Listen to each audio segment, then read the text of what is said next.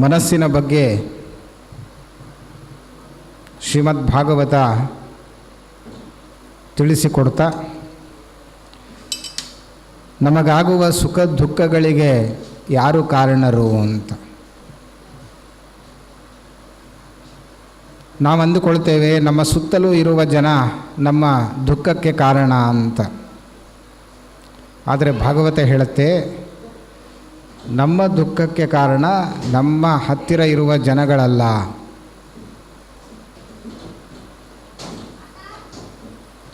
ಹಾಗಾದರೆ ಯಾರು ಕಾರಣ? ಜೀವನದಲ್ಲಿ ದುಃಖ ಬರುತ್ತೆ, ನಾವು ಬಯಸದೇ ಇದ್ದರೂ ದುಃಖ ನಮಗೆ ಬರ್ತಾ ಇದೆ. ಆ ದುಃಖವನ್ನು ಪರಿಹಾರ ಮಾಡಿಕೊಳ್ಳಲಿಕ್ಕೆ ಮಾರ್ಗ ಯಾವುದು?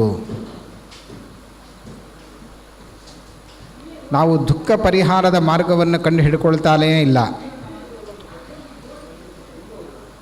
ಇನ್ನೂ ದುಃಖವನ್ನು ಪಡೀಲಿಕ್ಕೆ ಬೇಕಾದ್ದನ್ನು ನಾವು ಹುಡುಕಿಕೊಂಡು ಹೋಗ್ತಾ ಇದ್ದೇವೆ. ಆದರೆ ನಮ್ಮ ದುಃಖ ಪರಿಹಾರಕ್ಕೆ ಮುಖ್ಯವಾದ ಕಾರಣ ಏನು ಅನ್ನೋದನ್ನು ನಾವು ಹುಡುಕ್ತಾ ಇಲ್ಲ.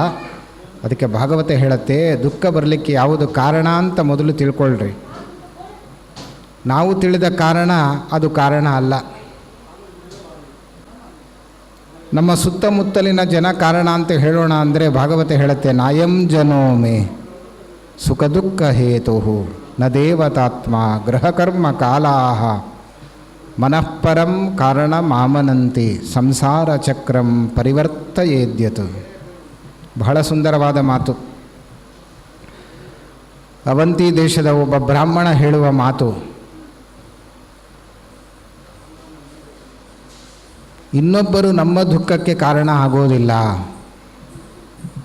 ಹಾಗಾದರೆ ಯಾರು ಕಾರಣರು?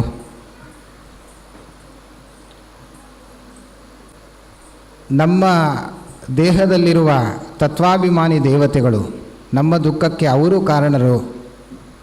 ಯಾಕೆಂದರೆ ನಮ್ಮ ಶರೀರದಲ್ಲಿ ಎಲ್ಲ ಕ್ರಿಯೆಗಳನ್ನು ನಡೆಸುವವರು ಆ ತತ್ವಾಭಿಮಾನಿ ದೇವತೆಗಳು. ಕಣ್ಣು, ಕಿವಿ, ಮೂಗು, ಕೈ, ಕಾಲು, ಇದರಿಂದ ನಮಗೆ ದುಃಖ ಬರಬೇಕು. ಈ ದುಃಖಕ್ಕೆ ಕಾರಣ ಅಲ್ಲಿದ್ದ ದೇವತೆಗಳು ಅಂತ ಹೇಳೋಣ ಅಂತಂದರೆ ನ ದೇವತಾತ್ಮ, ಆ ದೇವತೆಗಳು ಕಾರಣ ಅಲ್ಲ ಅಂತ ಹೇಳುತ್ತೆ ಭಾಗವತ. ಹೋಗಲಿ ಬೇಡ, ಕೆಟ್ಟ ಕೆಟ್ಟ ಗ್ರಹಗಳು ನಮ್ಮ ಜಾತಕದಲ್ಲಿ ಇಂತಹ ಗ್ರಹಗಳು ಇಂತಹ ಮನೆಯಲ್ಲಿದ್ದರೆ ದುಃಖ ಬರ್ತದೆ ಅಂತ ಜ್ಯೋತಿಷ್ಕರು ಹೇಳ್ತಾರೆ. ದ್ವಾದಶಾಷ್ಟಮ ಜನ್ಮಸ್ಥಾಹ ಅಂತ. ಜನ್ಮದಲ್ಲಿ ಶನಿ ಇದ್ದರೆ, ಅಷ್ಟಮದಲ್ಲಿ ಶನಿ ಇದ್ದರೆ, ಹಾಗೆ ನಮ್ಮ ಜಾತಕದಲ್ಲಿ 12ನೇ ಮನೆಯಲ್ಲಿ ಶನಿ ಇದ್ದರೆ ತುಂಬ ದುಃಖ ಪಡ್ತಾನೆ ಅಂತ ಜ್ಯೋತಿಷ್ಕರು ಹೇಳುತ್ತಾರೆ. ಆದರೆ ಭಾಗವತ ಹೇಳುತ್ತೆ, ನ ದೇವತಾತ್ಮ ಗ್ರಹ ಕರ್ಮ ಕಾಲಾಹ. ನಿನ್ನ ದುಃಖಕ್ಕೆ ಕಾರಣ ಗ್ರಹಗಳೂ ಕೂಡ ಅಲ್ಲ. ಹೋಗಲಿ ಬೇಡ, ಅದನ್ನು ಬಿಡೋಣ. ಕರ್ಮ ಕಾರಣ. ಈ ಜನ್ಮದಲ್ಲಿ ನಮಗೆ ದುಃಖ ಬಂದಿದೆ. ಯಾಕೆ ಅಂದರೆ ಹಿಂದಿನ ಜನ್ಮದ ಕಾರಣ, ಹಿಂದಿನ ಜನ್ಮದ ಕರ್ಮ ಕಾರಣ. ಹಾಗಾಗಿ ಹಿಂದೆ ಮಾಡಿದ ಕರ್ಮಗಳೇ ನಮಗೆ ಈಗ ದುಃಖಕ್ಕೆ ಕಾರಣವಾಗಿದೆ ಅಂತ ಹೇಳೋಣ ಅಂತಂದರೆ ಹೆಚ್ಚಾಗಿ ಹೇಳೋದು ಅದೇ, ನನ್ನ ಪ್ರಾರಬ್ಧ ಕರ್ಮ ಹೀಗಾಗಿದೆ ಅಂತ ಹೇಳ್ತಿರ್ತಾರೆ. ಆದರೆ ಭಾಗವತ ಹೇಳುತ್ತೆ, ಗ್ರಹ ಕರ್ಮ ಕಾಲಾಹ, ಕರ್ಮ ಕಾಲಾಹ, ಕರ್ಮವೂ ಕಾರಣವಲ್ಲ.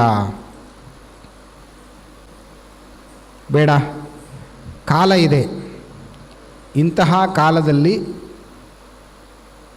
ದುಃಖ ಬರಲಿಕ್ಕೆ ಇಂತಹ ಕಾರ್ಯವನ್ನು ಮಾಡಿದ್ದಾನೆ, ಕಾಲ ಕಾರಣ ಅಂತ ಹೇಳೋಣ. ಅಂದರೆ ಉದಾಹರಣೆ ಕೊಡೋದಾದರೆ, ರಾಹುಕಾಲದಲ್ಲಿ ಪ್ರಯಾಣ ಮಾಡಿದ, ಅದರಿಂದ ಅವನಿಗೆ ದುಃಖ ಬಂತು, ಏನೋ ಅಪಘಾತ ಆಯಿತು, ನಾನಾ ತರಹ ಸಮಸ್ಯೆ ಬಂತು ಅಂತ ದುಃಖ ಬರಲಿಕ್ಕೆ ಕಾಲವನ್ನು ಕಾರಣವನ್ನಾಗಿ ಲೋಕದಲ್ಲಿ ಹೇಳ್ತೇವೆ.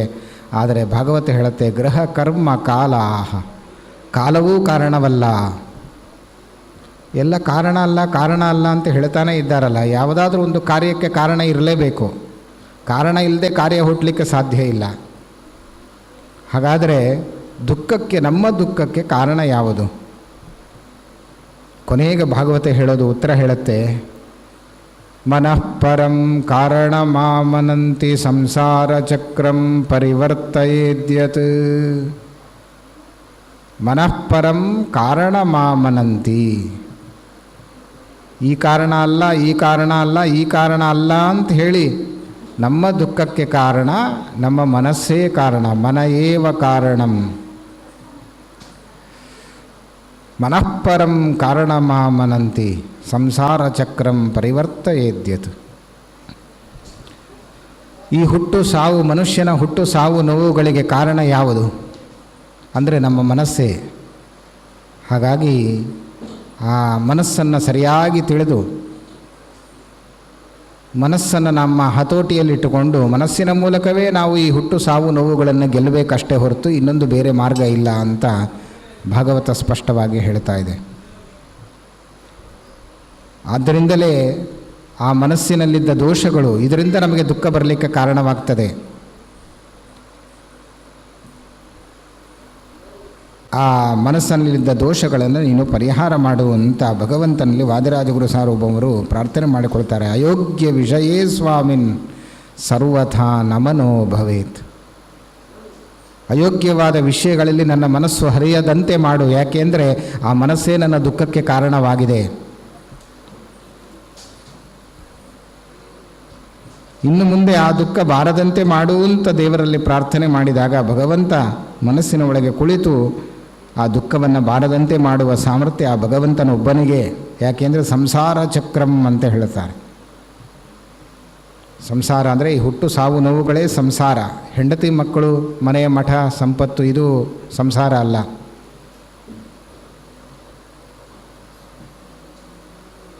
ಹುಟ್ಟು ಸಾವು ನೋವುಗಳು ಇದನ್ನು ಗೆಲ್ಲಬೇಕಾದರೆ ನಾವು ಮನಸ್ಸಿನಿಂದ ಮಾತ್ರ ಗೆಲ್ಲಕ್ಕಾಗತ್ತೆ, ಇನ್ನೊಂದರಿಂದ ಗೆಲ್ಲಕ್ಕಾಗೋದಿಲ್ಲ. ಆ ಮನಸ್ಸಿನ ಏಕಾಗ್ರತೆಗೋಸ್ಕರವೇ ಇಷ್ಟೆಲ್ಲ ಶಾಸ್ತ್ರಗಳು ನಿಯಮನೆ ಮಾಡ್ತವೆ. ವಿಧಿ ನಿಷೇಧಗಳು, ಇಂಥದ್ದು ಮಾಡಿರಿ, ಇಂಥದ್ದು ಮಾಡಬೇಡಿ, ಇದು ಮಾಡಬೇಕು, ಇದು ಮಾಡಬಾರ್ದು. ಯಾಕೆ ವಿಧಿ ನಿಷೇಧಗಳೆಲ್ಲ ಅಂದರೆ ಆ ಮನಸ್ಸನ್ನು ಸರಿಯಾಗಿ ನಾವು ತಿಳ್ಕೊಂಡು ಆ ಮನಸ್ಸಿನಲ್ಲಿದ್ದ ದೋಷಗಳನ್ನು ದೂರ ಮಾಡಿ ಶುದ್ಧವಾದ ಮನಸ್ಸಿನಲ್ಲಿ ಭಗವಂತ ಮೂಡುವಂತೆ ಆಗಬೇಕು.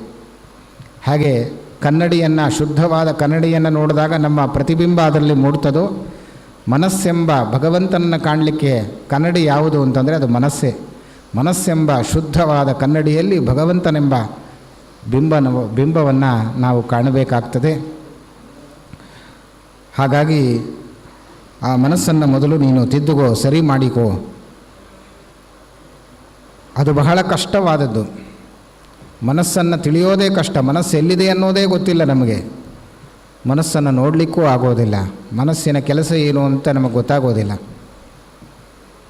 ಏನೋ ತಿಳ್ಕೊಂಡು ಮನಸ್ಸನ್ನು ಎಲ್ಲೆಲ್ಲೋ ಹರಿಸಿದರೆ ಅನರ್ಥ ಆಗತ್ತೆ ಅನ್ನುವುದಕ್ಕೆ ಒಬ್ಬ ಕವಿ ಹೇಳ್ತಾನೆ. ಮನಃ ಕುತ್ರೋದ್ಯೋಗ ಸಪದಿ ವದ ತೇ ಗಮ್ಯ ಪದವೀಂ ನರಂಬ ನಾರೀಂಬ ಗಮನಂ ಉಭಯತ್ರಾಪ್ಯನುಚಿತಂ ಯತಸ್ತೆ ಕ್ಲೀಬತ್ವಂ ಅಹೋ ಹಾಸ್ಯಜನಕಂ ಜನಸ್ತೋಮೆ ಮಾಗಾಹ ತ್ವಂ ಅನುಸರಹಿ ಬ್ರಹ್ಮ ಪರಮಂ. ಬಹಳ ಸುಂದರವಾದ ಮಾತು. ಮನಃ ಕುತ್ರೋದ್ಯೋಗ, ನಮ್ಮ ಶರೀರದಲ್ಲಿ ಮನಸ್ಸಿನ ಉದ್ಯೋಗ ಏನು ಅಂತ ಪ್ರಶ್ನೆ ಮಾಡಿಕೊಳ್ತಾನೆ. ಏನು ಮಾಡುತ್ತೆ ಮನಸ್ಸು? ಅದರ ಕೆಲಸ ಏನು? ಸಪದಿ ವದ, ಮನಸ್ಸನ್ನೇ ಕುರಿತು ಕೇಳ್ತಾನೆ. ನಿನ್ನ ಕೆಲಸ ಏನು ಅಂತ ನೀನೇ ಹೇಳುವಂಥ ಮನಸ್ಸನ್ನೇ ಕುರಿತು ಹೇಳುವ ಮಾತು. ತೇ ಗಮ್ಯ ಪದವೀಂ, ನೀನು ಎಲ್ಲಿ ಹೋಗ್ತಿ, ಎಲ್ಲಿ ಬರ್ತಿ, ಎಲ್ಲಿರ್ತಿ? ತೇ ಗಮ್ಯ ಪದವೀಂ, ಪ್ರಪಂಚದಲ್ಲಿ ಮನಸ್ಸನ್ನು ಹರಿಸಬೇಕು, ಇಲ್ಲ ಭಗವಂತನಲ್ಲಿ ಮನಸ್ಸನ್ನು ಹರಿಸಬೇಕು. ಇದು ಬಿಟ್ಟರೆ ಬೇರೆ ಇಲ್ಲ. ನರಂಬ ನಾರೀಂಬ ಗಮನಂ ಉಭಯತ್ರಾಪ್ಯನುಚಿತಂ. ಪ್ರಪಂಚ ಅಂದರೆ ನರನಾರಿಯರ ಸಮೂಹವೇ ಈ ಪ್ರಪಂಚ. ಒಂದು ಜಡ, ಇನ್ನೊಂದು ಚೇತನ. ಜಡ ಚೇತನಾತ್ಮಕವಾದ ಈ ಪ್ರಪಂಚದಲ್ಲಿ ಮನಸ್ಸನ್ನು ನಾವು ಹರಿಸ್ತೇವೆ. ಆದರೆ ಪರಮಚೇತನನಾದ ಭಗವಂತನಲ್ಲಿ ಮನಸ್ಸನ್ನು ಹರಿಸೋದು ಬಹಳ ಕಷ್ಟ. ಯಾಕೆಂದರೆ ಚಾಂಚಲ್ಯಂ ಮೂಲತಶ್ಚಿಂದಿ, ತುಂಬ ಚಂಚಲವಾದದ್ದು ಮನಸ್ಸು. ಭಗವಂತನ ಪಾದದಲ್ಲಿ ನೆಲೆ ನಿಲ್ಲೋದೇ ಇಲ್ಲ ಮನಸ್ಸು. ಎಲ್ಲಿ ಹೋಗಬಾರ್ದು ಅಲ್ಲಿ ಮನಸ್ಸು ಸದಾ ಹೋಗ್ತಾ ಇದೆ ಈ ಪ್ರಪಂಚದಲ್ಲಿ. ನರಂಬ ನಾರೀಂಬ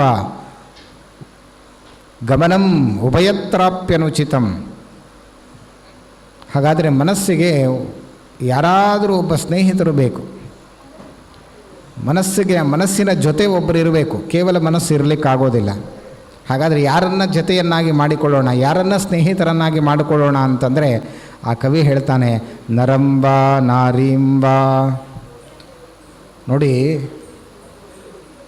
ಇನ್ನೊಬ್ಬ ಮನುಷ್ಯನ ಹತ್ತಿರ ಮನಸ್ಸು ಕಳಿಸಿ ಅವನನ್ನು ಸ್ನೇಹಿತನನ್ನಾಗಿ ಮಾಡಿಕೊಂಡು ಅವನ ಜೊತೆಗೆ ಆರಾಮವಾಗಿ ಇರೋಣ ಅಂತ ಮನಸ್ಸು ಬಯಸಿದರೆ ಆ ಮನುಷ್ಯರ ಹತ್ತಿರವೂ ಕೂಡ ಮನಸ್ಸು ಇರಲಿಕ್ಕೆ ಸಾಧ್ಯ ಇಲ್ಲ. ಯಾಕೆ ಅಂತಂದರೆ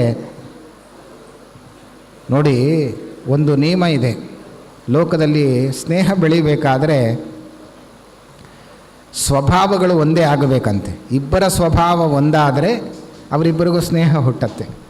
ಇವನ ಸ್ವಭಾವ ಬೇರೆ, ಇನ್ನೊಬ್ಬ ಸ್ವಭಾವ ಬೇರೆ ಅಂದರೆ ಅವರಿಬ್ಬರಿಗೂ ಸ್ನೇಹ ಹುಟ್ಟಲಿಕ್ಕೆ ಸಾಧ್ಯ ಇಲ್ಲ. ಇಬ್ಬರ ಸ್ವಭಾವ ಶೀಲ ಸಮಾನ ಶೀಲ ವ್ಯಸನೇಶು ಮೈತ್ರಿ ಅಂತ ಶಾಸ್ತ್ರ ಇರೋದು. ಸಮಾನಶೀಲತೆ, ಅವರಿಬ್ಬರ ಗುಣ ಒಂದೇ ಇರಬೇಕು. ಅವರಿಬ್ಬರ ಸ್ವಭಾವ ಒಂದೇ ಇದ್ದಾಗ ಅವರಿಬ್ಬರಿಗೂ ಬೇಗ ಸ್ನೇಹ ಹುಟ್ಟಿಕೊಳ್ಳುತ್ತೆ.